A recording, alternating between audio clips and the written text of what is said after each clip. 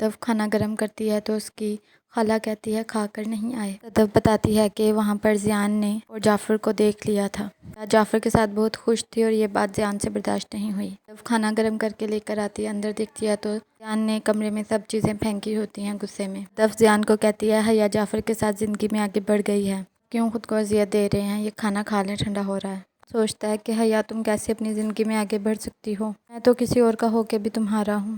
ان کا ابو کہتا ہے ہم نے فیصلہ کیا ہے کہ یہ گھر چھوڑ کے ہم کسی اور شہر چلے جائیں گے۔ زیان کہتا ہے ہماری جابس ہیں یہاں پہ اور یہ ہمارا گھر ہے، ہم کیوں جائیں گے۔ زیان کا ابو کہتا ہے تم حیا کو بھولنے کی کوشش کر رہے ہو لیکن تم بھول نہیں پا رہے اس لیے۔ اور اپنی امی سے کہتا ہے مجھے مبارکباد دیں، ممبر آف کانفرنس کا پریزیڈنٹ منتخب ہوا ہوں۔ امی کہتی ہے یہ سب حیا کے نصیب کی وجہ سے ہے۔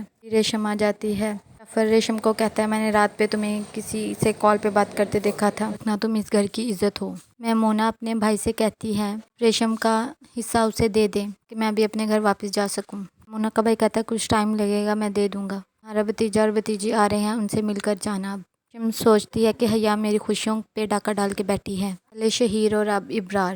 پھر حیا کو کال کرتا ہے، کہتی ہے آپ آفس چلے گئے، مجھے اٹھایا کیوں نہیں۔ جعفر کہتا ہے تم سوئی ہوئی تھی اس لیے میں نے مناسب نہیں سمجھا۔ حیا کہتی ہے میں نے دعا مانگی تھی کہ آپ ٹھیک ہو جائیں گے تو غریبوں کو کھانا کھلاؤں گی۔ پھر کہتا ہے ٹھیک ہے میں آتا ہوں تو پھر چلتے ہیں۔ صدف زیان کو کال کرتی ہے اور سوری کہتی ہے۔ زیان کہتا ہے کس لیے؟ صدف کہتی ہے آپ کو لگتا ہے کہ خالو اور خالہ کو میں نے بتایا حیا کے بارے میں، آپ کو مجھ پر تو یقین نہیں، لیکن میں نے سوچا آپ کے یقین پر ہی آپ کو سوری کہہ دوں۔ عزیز اپنی رپورٹس کرواتا ہے تو اس کی بیوی میں نہیں اس میں ہوتا ہے۔ عزیز اپنی بیوی کو نہیں بتاتا اور جھوٹ بولتا ہے کہ انہوں نے 4 دن بعد آنے کا ٹائم دیا ہے۔ صدف زیان کو کہتی ہے آپ اتنی جلدی واپس آ گئے، میرے لیے آئے ہیں؟ کہتا ہے نہیں کام ختم ہو گیا تھا تو میں آ گیا۔ تیار ہوتی ہے تو جعفر کہتا ہے اچھی لگ رہی ہو۔ حیا کہتی ہے میں سوچ رہی ہوں آپا سے مل لاؤں۔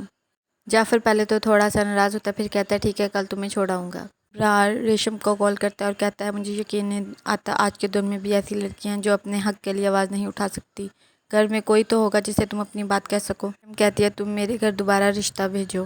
پھر کی امی ریشم سے پوچھتی ہے میمونہ کب آ رہی ہے؟ ریشم کہتی ہے مجھے کیا پتا۔ کی پھپھو کہتی ہے صبح تو تم جعفر کو کہہ رہی تھی تمہاری ڈیٹیل میں بات ہوئی ہے۔ ریشم کہتی ہے آپ کو کیا لینا دینا، تو چاہتی تھی جعفر بھائی اولاد والے ہو جائیں، حیا کے ساتھ صحیح رہیں، کو سب کی فکر ہے بس میری ہی فکر نہیں ہے۔ اپنی بہن کے گھر آتی ہے اسے ملنے۔ جس کا دوست کہتا ہے تم بھابھی کو ہاسپٹل لے کے گئے تھے کیا بنا؟ میں تو اپنے بیٹے کا حقیقہ کر رہا ہوں، تم نے اور بھابھی نے لازمی آنا ہے۔ زیان صدف کے ساتھ اچھے سے رہنے لگ گیا ہے۔ صدف اور اس کے امی ابو زیان سے بہت زیادہ خوش ہوتے ہیں۔ صدف کہتی ہے خالہ یہ تبدیلی آپ کی دعاؤں کی وجہ سے آئی ہے زیان میں۔